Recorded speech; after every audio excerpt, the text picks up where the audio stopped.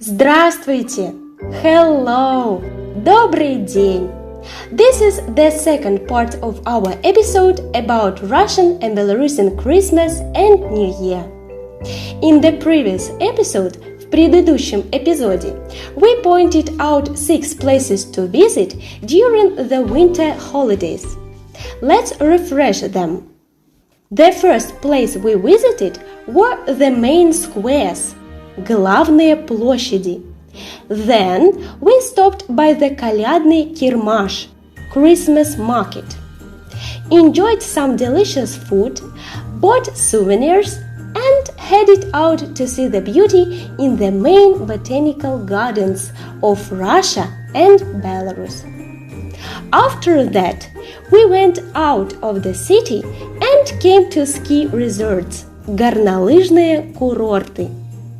In this part, besides skiing, we will enjoy walking along Russian and Belarusian eco-trails. We will visit Santa Claus and his right-hand snow maiden in their fiefdom. And finally, we will hear a curious story about Santa. Интересно? Let's continue. Natural Russian and Belarusian.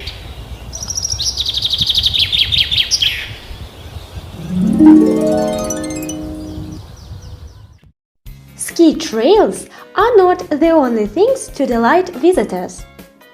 For instance, in Sinichi, in addition to skiing, there are massage services as well as the procedures of healing in a salt cave and a cedar barrel.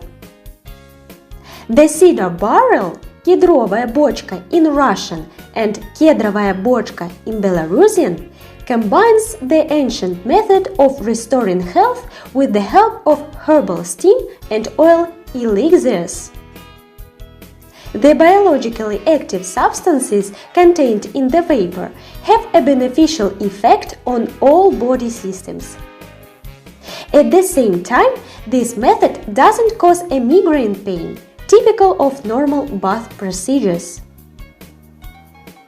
There's also a medical rehabilitation center on the territory of the Raubichi Sport Complex.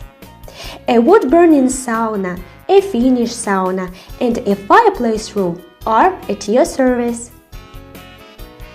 Have you skied enough? Now, let's go for a walk in the wild forest along the eco-trails, eco-tropy in Russian and eco-стежки in Belarusian. Have you ever walked along the eco-trails in your country? Share your impressions on our Facebook group or write directly to our mail natural.rusandbel@gmail.com. In the northeast of the Moscow region, in Dmitrovka village, there's a unique protected area, a nature reserve Журавлиная Родина, the motherland of cranes. Here, you will see landscapes and habitats of rare species of animals and birds. In 2020, 3 eco-trails were equipped in the reserve: бобры, beavers, болотные угодья, wetlands, and обитатели болот, swamp inhabitants. The eco-trails run along the perimeter of the protected area and consist of wooden paths with information stands. Along the route, you will find rest areas and observation platforms. Guests of the reserve will learn about beavers, бобры, cranes, журавли, and waterfowl, водоплавающие птицы. You will be told about different types of swamps and their vegetation. The Crane Festival is held here in September. Eco Trail number 2 in Russia. It is located in Pushchino City District, Mikhailovsky Descent. This is a specially equipped walking route passing through interesting objects. The ecological trail begins at the Church of the Archangel Michael and runs along the picturesque banks of the Oka River. The path is equipped with wooden bridges and important places are marked with information stands. The length of the route in both directions is around 4 kilometers. The ecological trail in Pushchino includes an observation deck, Pushchino settlement, the river Oka, the abandoned 18th century estate, and the Karstovoy Reserve. On this eco-trail, you can take a swim in the ice font, admire the springs and the famous waterfall, which doesn't freeze even in winter. The slope height of the waterfall is about 3 meters. And now, let's move to St. Petersburg and visit the eco-trail in the Sestrorецкая Bog Nature Reserve. This trail, Tropa, is located in the village of Белооstrов in the resort district of St. Petersburg. The Sestrorецкая Bog State Nature Reserve is one of the largest specially protected areas in St. Petersburg and its environs. The territory of the reserve reaches 1877 hectares. Here you will see an impressive raised bog which during its existence has never been drained. There's also the picturesque northern shores of the reservoir called Sestrorецкий разлив. The reservoir is a habitat for the aquatic birds during their migrations. The eco-trail in Sestrorецкое болото appeared here in 2019. The length of the trail is around 3 kilometers. The route of the ecological trail passes through very picturesque places. These places are the heritage of the ancient Litorina Sea, which was located here from 8 to 4,000 years ago. Most of the trail is laid along the remains of the shores of ancient seas, which were the predecessors of the modern Baltic Sea. From the trail, you can see glacial hills and ridges that look like small islands in the middle of the marshy terrain. While walking along the trail, you can see most of the existing types of bogs: upland and lowland, transitional, and others. Each type of swamp, болото, differs from the other in its special flora and fauna. Rare and even red book species of plants grow here. Along the route of the Sestrorецк swamp, you can meet black grouses, тетерева, most often in spring, cranes, журавли, usually in summer, foxes and many other animals. There are more than 160 different species of birds in reserve. The ecological trail passes through swamps, fields and forests and ends near a picturesque lake. There are about 70 eco-trails in Belarus. The first eco-trail to walk along is Озеровки-Ельня, Mayory district, Vitebsk region. This eco-trail, Eco-Tropa, is located in the distance of 240 kilometers from Minsk, capital of Belarus. The Yelnya swamp is located within the Polotsk lowland. Its area is approximately 20,000 hectares. The swamp territory represents the watershed of the river basins of the western Двина and its tributary Desna. The raised bog, which is about 9,000 years old, consists of 118 bog lakes, and Yelnya is the largest of them. 3 rivers flow out of the swamp massif: Volta, Бережа, and Yelnyanka, but not a single one flows into it. There are many islands in the swamp, some of which were even inhabited by humans. In order to show curious tourists all this mysterious beauty, an ecological trail of 1.5 kilometers was laid. We did this thanks to a grant from European Technical Assistance and the United Nations Development Programme.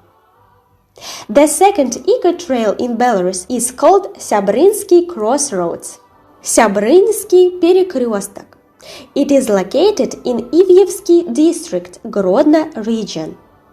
The distance from Minsk is 90 kilometers. The eco-trail length is 1 kilometer. Эко-тропа Syabrynsky Перекресток is named after the Syabrynsky озера located nearby. It has a convenient observation tower and rest areas. Not far from the eco-тропа, there is a bison enclosure where you can see bisons, бизоны. In general, in Naliboka Pusha, there are a variety of animals, and if you are lucky, a herd of wild roe deer can be seen in their natural habitat. In addition to eco-trail, in Nalibokskaya Pusha, you can find other activities. For example, go to Lake Kroman, ride a bike along forest trails, or raft on a kayak on the Islich River. The third eco-trail in Belarus is no less popular than Yelnya. It is located on the territory of the Narochansky Park, 170 kilometers away from Minsk. The length of eco-trail is 4 kilometers in one direction. The area with hills as well as lakes Mертвая, Glubля, Glubelka and beautiful forests around is truly impressive. In addition, the eco-trail passes by the wildest river in our country, which is called Strachi. Spring rafting on it is very exciting. You can look at all this beauty from special observation platforms. Along the way, you will come across places where you can rest and have a snack. All eco-tropy have observation towers. Here you can enjoy an unforgettable view of wildlife. Do you know where our Father Frost and Snow Maiden live? Let's visit them. Давайте их посетим. Number 1 is the Fiefdom of Telviuka in Karelia. The Karelian Ded Moroz is called Telviuko. His settlement is located in the village Chalna near Petrozavodsk. According to legend, the future Karelian Santa Claus was found in the forest by dogs Kute and Mute. They brought the baby to their elderly owners who didn't have children. The hunter and his wife noticed that when the baby was brought into the warm house, he began to cry, and in the cold shades he stopped. Thus, the new parents realized that the baby found in the forest was different from other children and named the boy Talvini, in memory of the beginning of winter. The harder the frost was, the brighter Talvini's eyes shone, and the blush played on his cheeks. The boy grew up and is now called Telviuka. His job is to deliver gifts to children on New Year's Eve. And one day, Lumika, our future snow maiden, came to his aid. She was bored and begged her father to let her go to Telviuka, who was their relative. It was a legend. And do you know the real story of Santa Claus? Is he real? We will discover it together at the end of this episode. In this fiefdom, there is a fabulous guest room where Telviuka meets guests, his office room, as well as the room of 4 times of the year.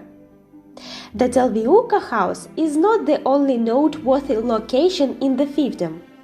Here you will see the largest in Russia and one of the largest in Europe nursery for sled dogs with purebred Siberian Husky, Alaskan Malamute, Samoyed Husky and Alaskan Husky. A visit to Deer Farm, the wonderful forest containing the treasures of the local snow maiden Lumika and her palace, will remain in the memory for a long time. The second is Altai residence of Santa Claus in Barnaul. In the residence of Santa Claus in the Altai territory, the most curious can visit the Santa Claus Museum, where there's a huge collection of New Year masks. Everyone can visit the throne room and even Santa Claus office. Look at the collection of stuff, 1,000 mittens, visit the museum of Baba Yaga, and a corner with ice cream. The third one is Siberian possessions of Father Frost, Omsk region. Every year, from December 15 to January 30, the doors of Siberian residence of Father Frost are open here. This place is also called the territory of fairy tales. Here, guests have the opportunity to ride on a stove like Yemela, hold breadfruit rolls in their hands, walk with a live snowman, compete in dexterity with robbers, and much more. After the theatrical performance, everyone can enjoy riding from the hills and drinking tea made with Siberian herbs. And now we will move to Belarus. Добро пожаловать! Вітаємо вас! In the manor of the Belarusian Father Frost in Belovezhskaya Pushcha. The residence of the main winter wizard, the estate of the Belarusian Father Frost in Belovezhskaya Pushcha, is an amazing place. Appeared in 2003, it is called one of the most visited and unusual attractions of the Republic. There's always an atmosphere of a merry holiday, and guests of any age are waiting for a lot of surprises. The total area of the estate is more than 15 hectares. This territory is included in the protected area and separated from the wild thicket by safe fences and inside-laid walkways. According to the national park, every year hundreds of thousands of guests come here, and in the peak season, the eve of the New Year holidays and Orthodox Christmas, the grandfather and his assistants have to take up to 6,000 people daily.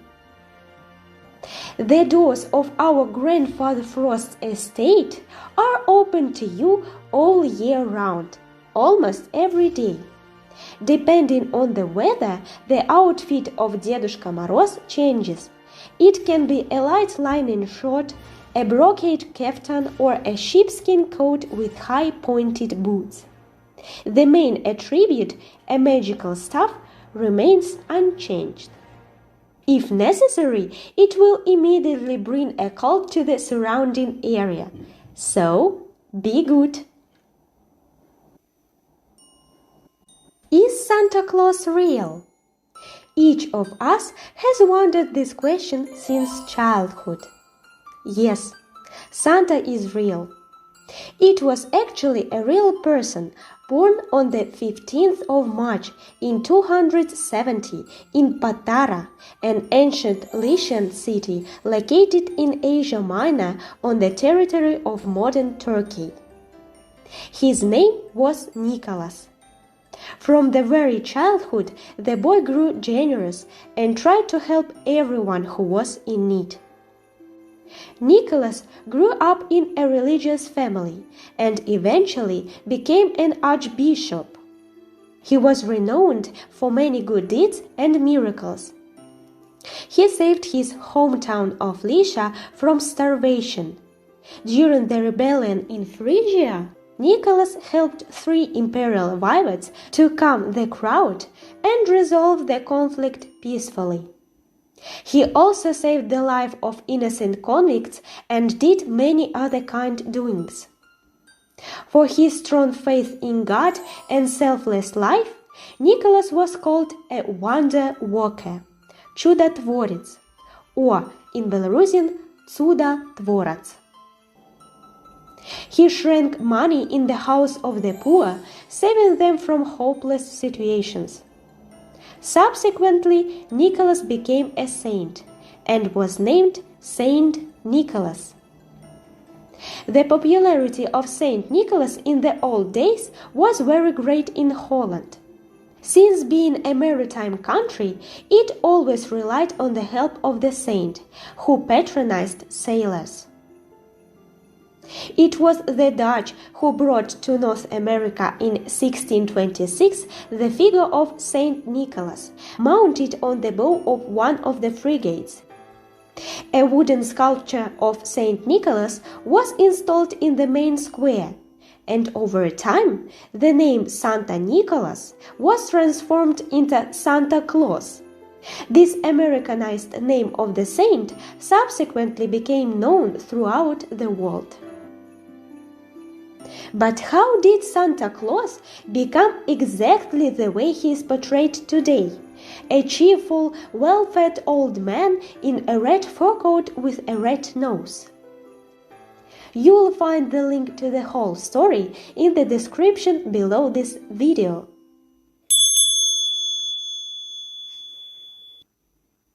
Великолепно! Выдатно! What dishes from our traditional New Year table have you remembered? Which places on our list have you already been to? Which ones are you planning to visit? What information was the most captivating for you? Share your answers in our Natural Russian and Belarusian Facebook group. In these winter days, I will, for sure, provide you with a list of great Russian movies and cartoons. What Russian movies have you already watched? I've prepared a special present for the most active listeners. And in this episode, I will mention some of them. And in the episode about Russian New Year movies and cartoons, I will cover much more. The first movie in our list is Gentleman of Fortune, produced in 1971. Джентльмены удачи. The second is Carnival Night, produced in 1956. Карнавальная ночь. The third movie is Девчата, called The Girls, and produced in 1961. And there are 3 cartoons I recommend you to watch. The Snow Queen, Снежная королева, produced in 1957. Умка, produced in 1969. And cartoon number 3 is Winter in Простоквашино, Зима в Простоквашино, produced in 1984. If you want to get a special present from us, write to our mail natural.rusandbel@gmail.com and get a special opportunity to learn Russian or Belarusian in a natural and joyful way. Remember that you can always check your episode comprehension in our quiz. To get the access to all the quizzes, join our public in Telegram. See you in the next episode. Be happy! С Рождеством и Новым годом! До свидания! До побачення!